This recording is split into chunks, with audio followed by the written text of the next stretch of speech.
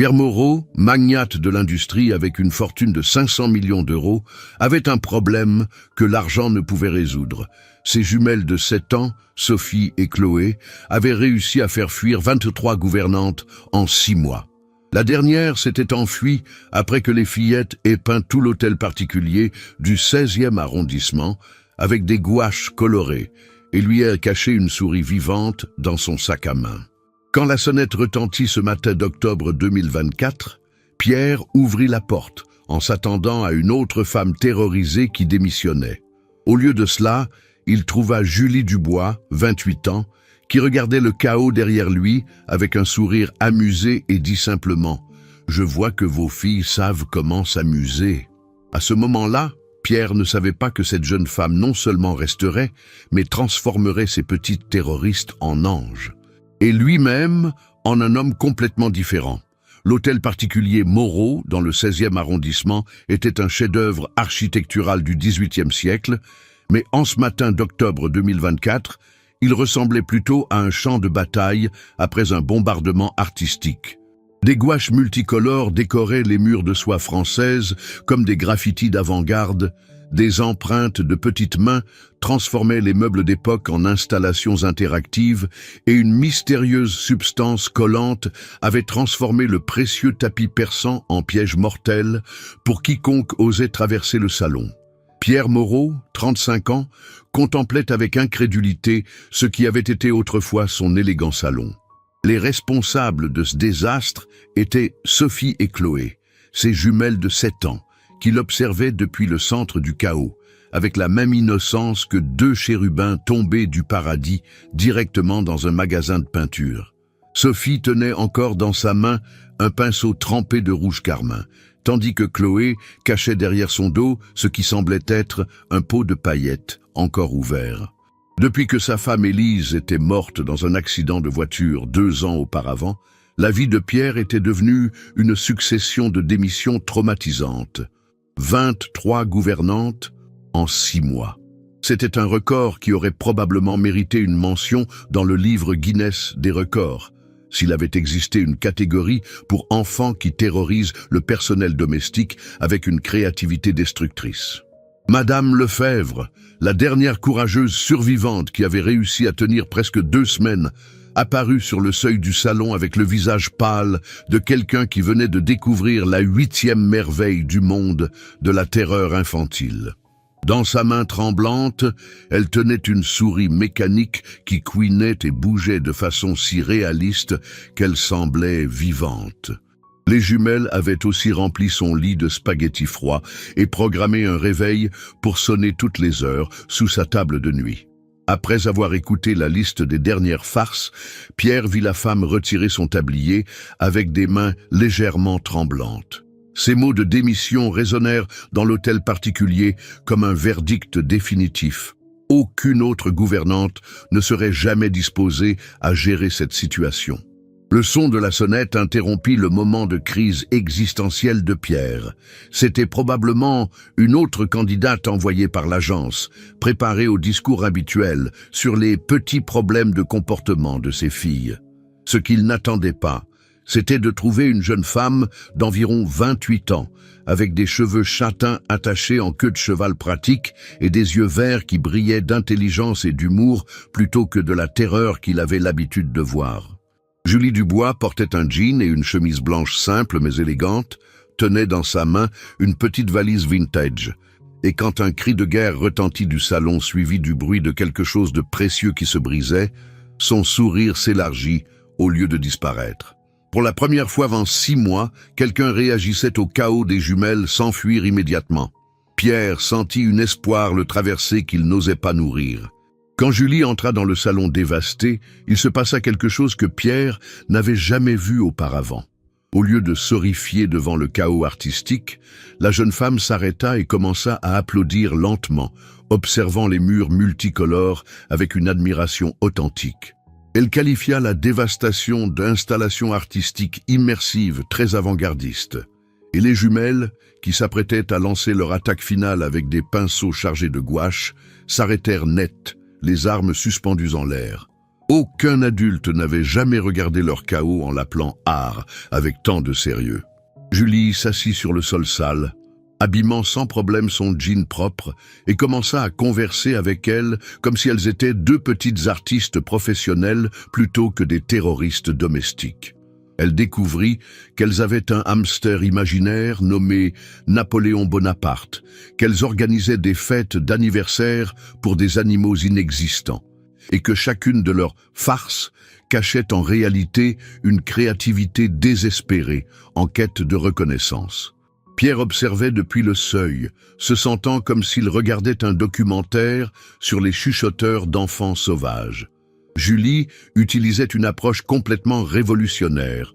Au lieu d'essayer d'imposer l'ordre par l'autorité, elle entrait dans le monde des fillettes, parlant leur langage fait d'imagination et d'aventure. Le vrai miracle arriva quand Julie proposa de tout nettoyer ensemble et de transformer le nettoyage en jeu épique. Chaque tache de gouache devint un monstre du désordre à vaincre. Chaque jouet mal placé était un soldat perdu à ramener à son régiment. Les jumelles, qui transformaient habituellement toute corvée domestique en guerre de tranchées, collaboraient avec enthousiasme, comme si elles avaient été enrôlées dans une mission secrète de sauvetage de l'hôtel particulier. Pendant qu'elles dirigeaient les opérations avec l'autorité naturelle d'un général, mais la douceur d'une grande sœur, Julie expliqua à Pierre sa philosophie éducative. Elle avait 4 frères plus jeunes et avait appris que les enfants ne sont pas des ennemis à vaincre, mais des alliés à conquérir. La clé était de parler leur langage, aventure, imagination et respect pour leurs idées, même quand ces idées impliquaient des souris mécaniques et des hamsters imaginaires. En moins de 2 heures, le salon était revenu à sa gloire originale, et les fillettes semblaient genuinement heureuses d'avoir contribué à la restauration. Pierre contemplait la scène avec incrédulité. Pour la première fois en 2 ans, ses filles collaboraient au lieu de détruire. Julie Dubois n'était pas seulement une gouvernante, c'était un miracle déguisé en jeune femme aux yeux verts, avec le don de transformer le chaos en harmonie.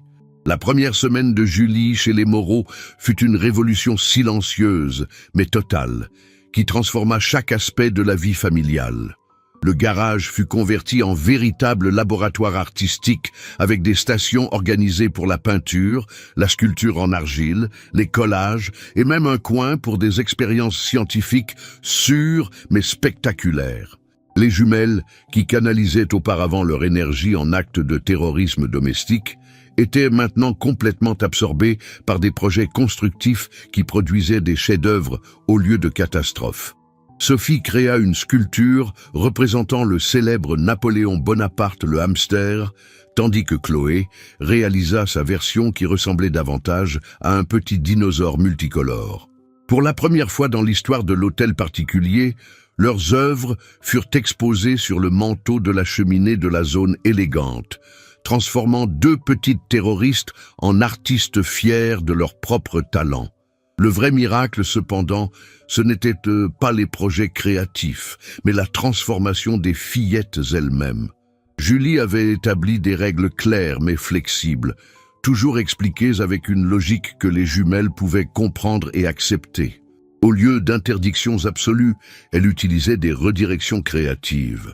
Les artistes respectent leurs espaces de travail, remplaçaient « ne fais pas de désordre », tandis que les grands aventuriers planifient leur mission, remplaçaient le générique « tenez-vous bien ». Les soirées se transformèrent de batailles pré-sommeil en moments magiques, où Pierre trouvait les fillettes assises dans le salon restauré, écoutant Julie lire des histoires de princesses guerrières et d'explorateurs courageux. Un soir, pendant qu'elle lisait l'histoire d'une princesse qui vainquit un dragon en le convainquant que brûler des villages était un gaspillage de talent, Chloé s'exclama avec une lucidité surprenante « Comme tu as fait avec nous !» C'étaient les premières paroles de conscience de soi que Pierre entendait de ses filles en 2 ans. Après que les fillettes furent couchées sans les habituelles 2 heures de négociation et de chantage, Pierre trouva Julie dans la cuisine, préparant du café. Sans l'uniforme professionnel, mais avec un pull doux et les cheveux détachés, elle paraissait plus jeune et vulnérable.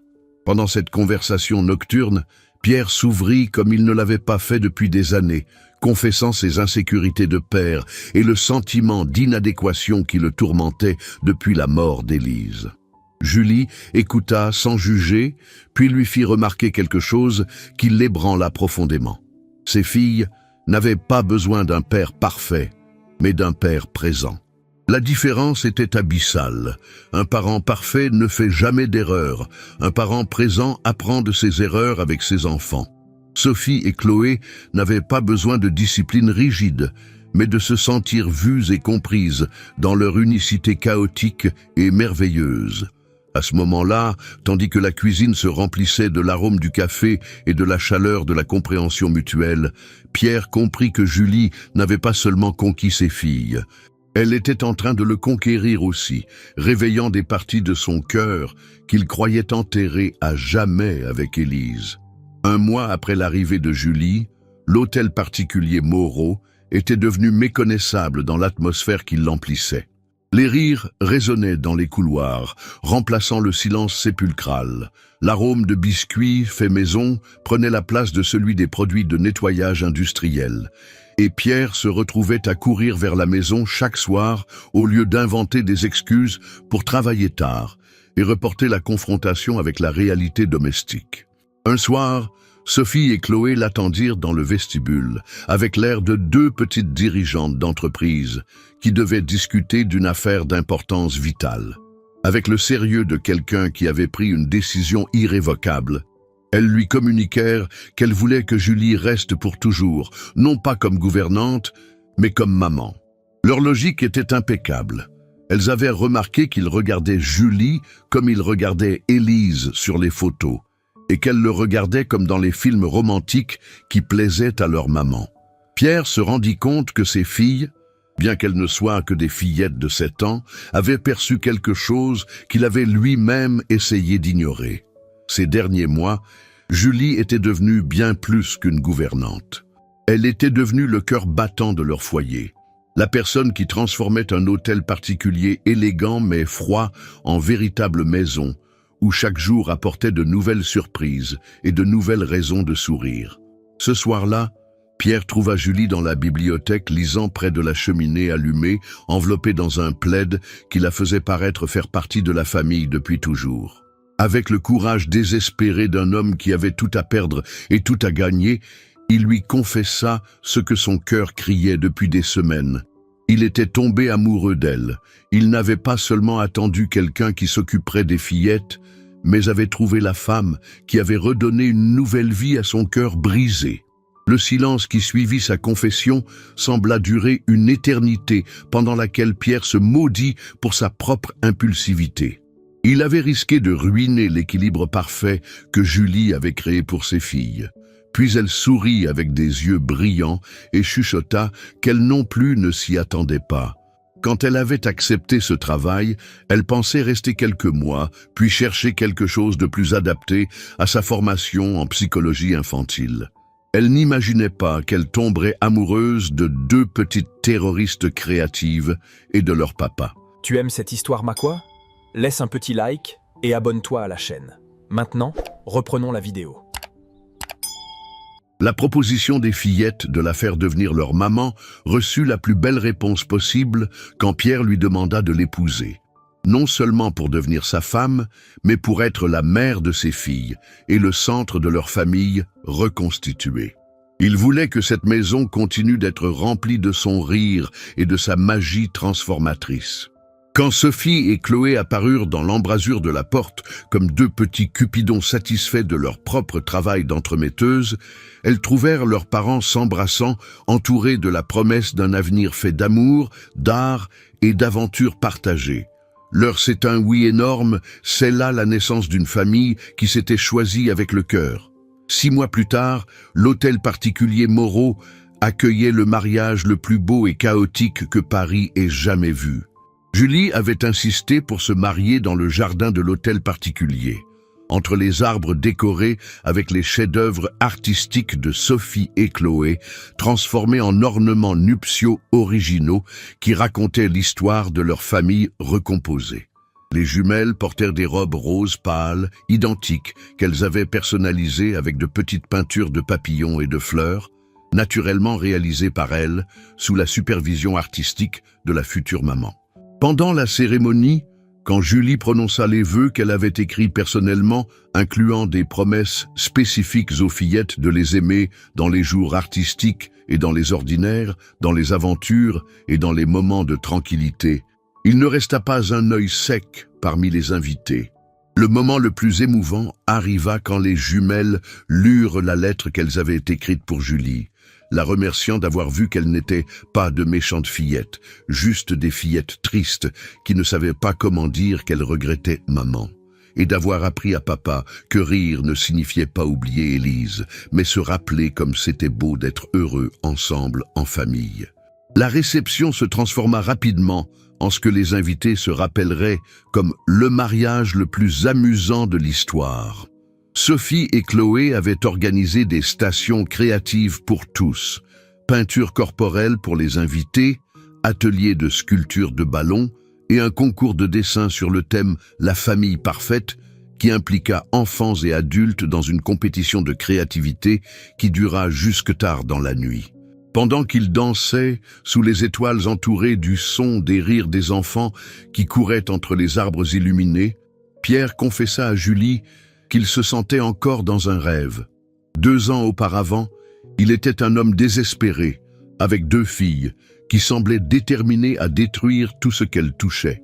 Maintenant, il avait une famille qui avait transformé le chaos en magie quotidienne. Julie le corrigea doucement. Le chaos était déjà magique. Elle avait seulement appris à tous à le voir avec des yeux différents. Pendant que la fête continuait autour d'eux avec Julie dirigeant des groupes d'enfants dans la création d'une fresque temporaire et Sophie et Chloé organisant des défilés improvisés, Pierre comprit que les plus belles familles sont celles qui se forment non par hasard, mais par choix conscient du cœur. 1 an après le mariage, l'hôtel particulier Moreau était devenu légendaire dans le 16e arrondissement, non pas pour sa valeur immobilière ou son histoire architecturale, mais pour être la maison où chaque dimanche après-midi se tenaient les ateliers créatifs familiaux, ouverts à tous les enfants du quartier. Sophie et Chloé, maintenant âgées de 8 ans et avec la confiance de celles qui avaient trouvé leur place dans le monde, étaient devenues les petites institutrices qui enseignaient aux nouveaux arrivants l'art de transformer le chaos en créativité. La transformation de l'hôtel particulier avait été graduelle, mais extraordinaire. Le garage laboratoire était devenu le cœur battant de la créativité infantile parisienne, avec des œuvres d'art couvrant chaque centimètre des murs et des sculptures colorées peuplant chaque coin.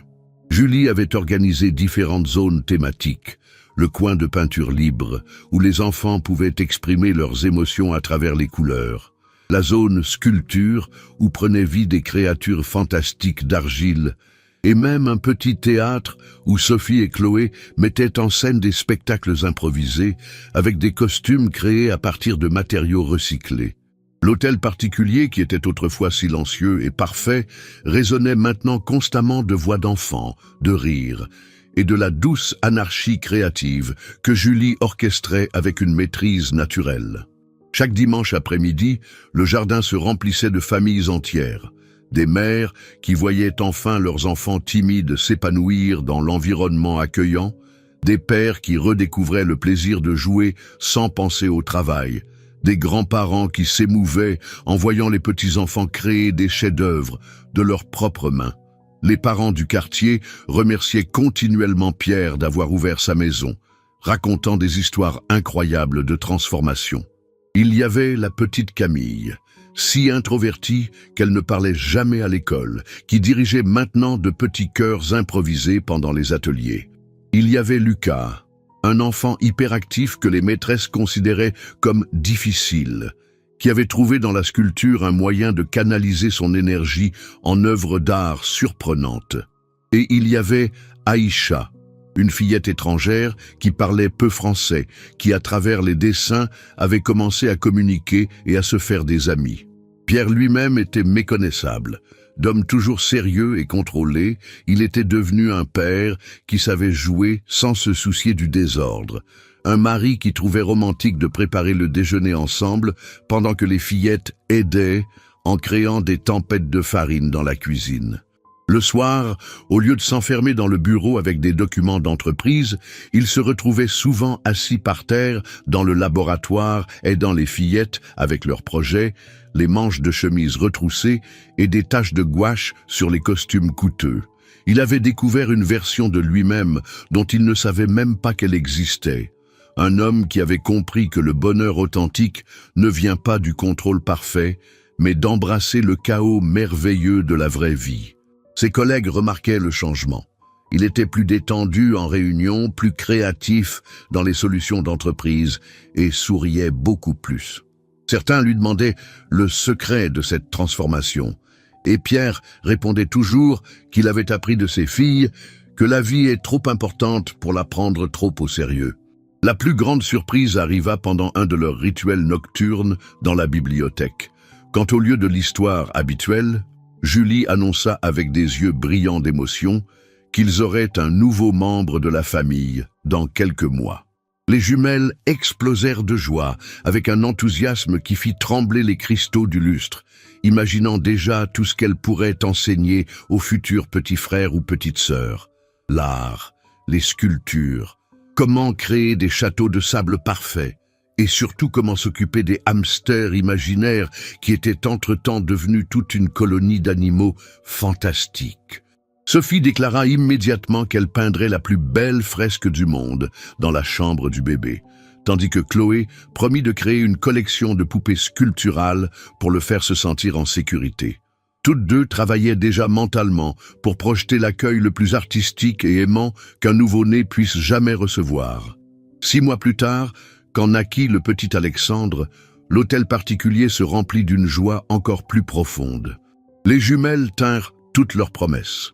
La chambre du bébé devint un chef-d'œuvre d'art infantile, avec une fresque qui racontait l'histoire de leur famille à travers des couleurs et des formes qui semblaient danser sur les murs. Alexandre grandit entouré d'œuvres d'art créées par ses grandes sœurs, des sons de leur rire et de l'amour d'une famille qui avait appris que les imperfections sont souvent les choses les plus belles que nous possédons. Les ateliers dominicaux s'adaptèrent pour inclure aussi les parents avec des nouveau-nés, et Julie développa des activités sensorielles spéciales pour les plus petits. L'hôtel particulier devint un modèle de famille élargi qui accueillait quiconque avait besoin d'un endroit où se sentir accepté et aimé pour ce qu'il était, avec toutes ses qualités et ses bizarreries. Pendant qu'ils s'embrassaient tous ensemble sur le canapé de la bibliothèque durant une de leurs soirées de lecture familiale, avec Alexandre dormant paisiblement dans les bras de Julie et les jumelles feuilletant des livres illustrés en pensant déjà à la prochaine aventure créative, Pierre réfléchit sur l'étrange et merveilleux destin. 2 ans auparavant, il était un homme désespéré qui n'arrivait même pas à trouver une gouvernante disposée à rester 1 semaine avec ses filles. Sa maison était un musée silencieux où régnait l'ordre, mais où la vie manquait complètement. Maintenant, il avait une épouse qui était la mère parfaite pour ses fillettes et une âme sœur pour lui. 2 filles, transformées en petites artistes et institutrices les plus heureuses de Paris.